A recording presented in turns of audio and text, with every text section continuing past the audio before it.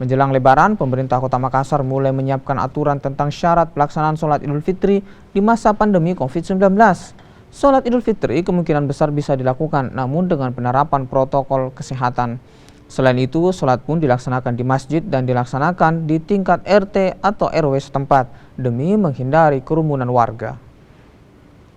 Yang ruang terbuka di RW-nya masing-masing, baik ruang terbuka itu sifatnya lapangan, kedua maupun jalanan. Kemudian yang kedua adalah membuka ruang terbuka dan membuka masjid setempat. Ini biasanya pada RW-RW yang penduduknya besar sekali. Dan yang ketiga, kita mengkonsentrasikan di masjid, kemudian dengan backup ruang-ruang terbuka di sekitar masjid, baik itu jalanan maupun lapangan masjid. Nah, 3 alternatif ini kita serahkan ke masing-masing RW untuk memilih sesuai kondisinya masing-masing.